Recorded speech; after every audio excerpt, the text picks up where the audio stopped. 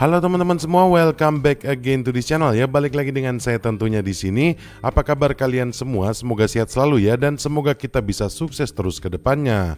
Oke teman-teman, di video kali ini saya akan bahas lagi ya, atau saya akan kabarin berita terupdate terkait cryptocurrency. Dan mungkin di sini ada beberapa meme coin yang akan saya bahas. Tapi sebelum kita masuk ke sana teman-teman, kita ngeliat kondisi market dulu ya. Seperti biasa, di sini kalau kita ngelihat kondisi market hari ini sepertinya tidak cukup bagus. Di sini tentu saja banyak faktor ya yang menyebabkan market ini bisa ngedam di hari Senin ini. Dan salah satunya adalah mungkin fenomena Black Sunday ya teman-teman. Tapi selain itu ada faktor-faktor lain juga ya teman-teman. Contohnya seperti mungkin terjadi bencana alam di US sana atau di Los Angeles, yaitu sedang terjadi kebakaran teman-teman. Dan tentu saja ya dengan kondisi ini pasti melumpuhkan beberapa titik ekonomi di sana. Dan itu juga mungkin salah satu penyebab ya banyak para investor yang menarik dananya dari kripto atau menjual Bitcoin mereka untuk mengcover ekonomi yang sedang tidak stabil di sana. Mungkin kira-kira seperti itu ya. Dan kalau kita ngelihat untuk kondisi market cap-nya secara global mengalami penurunan di 1,79%, dan kalau kita ngelihat volumenya di sini cukup meningkat ya di 3,37%. Ini dari volume ini saya yakin banyaknya aksi jual yang sedang terjadi teman-teman. Dan kalau kita ngelihat Fear and Greed Index-nya betul saja di sini menurun skornya ya di 47 teman-teman. Sekarang sudah tidak di 50 lagi. Dan kalau kita ngelihat untuk harga Bitcoin sendiri ya, dia main di zona 93.000 sampai 94.000 dolar. Dan untuk penurunannya selama satu hari terakhir ini di 0,63%. Dan untuk tren satu minggunya di sini negatif 5% ya teman-teman. Dan ini tentunya berimbas kepada seluruh ekosistem cryptocurrency. Kalau kita ngelihat ya mulai dari Ethereum, XRP ataupun BNB sampai ke semua aset teman-teman, dan ke semua ekosistem ini mengalami koreksi yang cukup besar. Dan juga meme coin kalau kita ngelihat koreksinya juga cukup besar ya teman-teman. Dan di sini kalau kita ngelihat hampir semua ya aset mengalami koreksi yang cukup dalam selama satu hari terakhir ini. Kira-kira seperti itu ya teman-teman kondisi market untuk hari ini. Dan anyway teman-teman, kita lanjut ya. Seperti yang saya bilang tadi, ada beberapa update yang saya pengen bahas di video kali ini. Ada apa aja update-nya? Yang pertama di sini saya pengen ngebahas terkait Bitcoin ya. Ada apa sih di balik penurunan Bitcoin saat ini? Di sini ada berita ya teman-teman, prediksi harga Bitcoin. Para whale memanfaatkan koreksi pasar saat ini. Dan mampukah harga Bitcoin ini meroket ke depannya? Kalau kita lihat di inti beritanya ya teman-teman, ini menurut data dari CryptoQuant, aktivitas pembeli dalam jumlah besar telah kembali terjadi di blockchain setelah aksi jual terbesar pada tahun 2024. Pada sebelumnya ya, seperti dilaporkan oleh CoinGate, harga Bitcoin sempat jatuh mendadak akibat data makroekonomi, termasuk laporan pekerjaan Amerika Serikat dan indeks harga atau ISM Service PMI yang menunjukkan bahwa Federal Reserve Amerika Serikat mungkin tidak akan menurunkan suku bunga. Hal ini membuat para trader tetap berhati-hati. Dan untuk hari ini aja ya, harga Bitcoin bergerak dari level tertinggi di 1,5 miliar teman-teman, hingga menyentuh level terendahnya di 1,490 miliar. Seorang analis dari CryptoQuant juga ya, Kau Oliveira, ini menyebut bahwa para market whale ini sabar menunggu untuk mengakumulasi Bitcoin tepat di bawah level 95.000 dolar atau sekitar 1,53 miliar. Nah, jadi ini teman-teman data dari CryptoQuant seperti ini ya. Jadi di sini para whale sedang menunggu ya teman-teman, sedang bersabar, dan sepertinya sekarang ini saat yang tepat ya sepertinya untuk para whale untuk keruk teman-teman, karena harganya sudah di 94.000 dolar.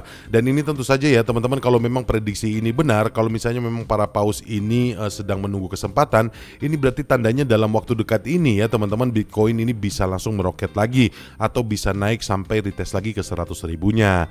Kira-kira seperti itu ya. Dan kalau kita ngeliat lebih lanjut lagi ya, menurut analisa dari CryptoQuant sendiri ya, di sini ini untuk para whale Bitcoin telah membeli lebih dari 30.000 unit Bitcoin dalam satu bulan terakhir ini. Dan ia mengkonfirmasi bahwa tekanan beli untuk pemulihan harga Bitcoin sebagian besar didorong oleh investor institusional. Dan analis tersebut juga menyoroti bahwa permintaan retail untuk Bitcoin saat ini berada pada level tertinggi dalam 5 tahun terakhir ini. Dan sementara itu ya, minat dari para whale Bitcoin dan investor institusional tetap tinggi secara keseluruhan. Dan di sini ya, untuk para pembeli institusionalnya itu termasuk perusahaan seperti MicroStrategy dan Riot Platforms.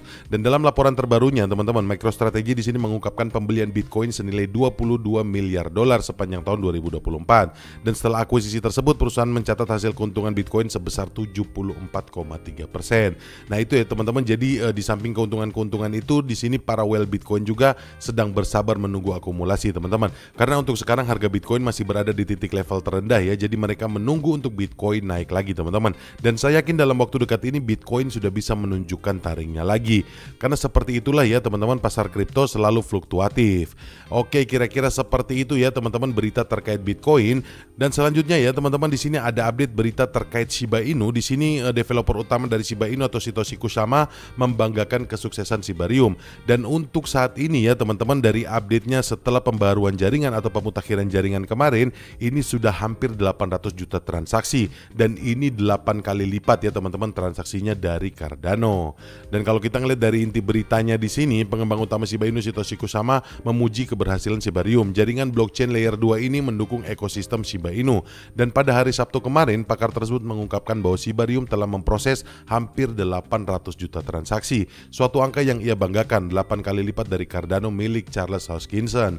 Dan kemudian ya, komentar tersebut muncul sebagai tanggapan terhadap anggota komunitas Shiba Inu yaitu Murad Aydin yang menyampaikan kekhawatiran tentang kejelasan roadmap dari Shibarium. Kritik Aydin berkisar pada kurangnya komunikasi tentang fase pengujian jaringan yang sedang berlangsung dan ketidakpuasan seputar utilitas token bond atau untuk token gas fee Shibarium sendiri. Dan di sini dalam balasannya ya, Kusama membantah tanggapan bahwa Shibarium masih dalam tahap pengujian dengan menyatakan, apakah Anda baru saja mengatakan bahwa Shibarium sedang diuji?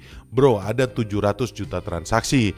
Nah, jadi terkait dari pernyataan Satoshi Kusama ya terkait Shibarium yang sudah memproses hampir 800 juta transaksi ini ya, tentu saja di balik ini dia juga menjawab ya teman-teman, menjawab kritikan dari Murad Aydin tersebut.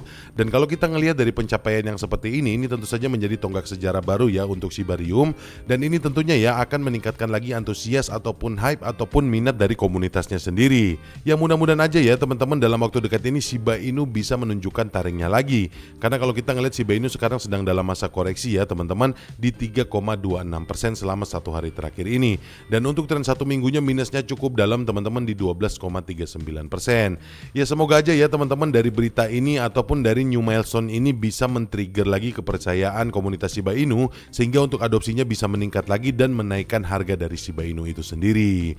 Kira-kira seperti itu ya teman-teman untuk update hari ini, dan mungkin itu aja yang bisa saya sampaikan di video kali ini. Sekali lagi terima kasih banyak buat kalian semua yang sudah nonton video ini, dan terima kasih juga buat kalian semua yang sudah subscribe channel ini dan like video ini. Dan anyway teman-teman, saya mau disclaimer dulu ya, seperti saya bilang tadi di video kali ini tidak ada ajakan untuk membeli ataupun berinvestasi. Segala sesuatu yang saya sampaikan di sini sifatnya hanya edukasi dan juga informasi untuk kalian semua.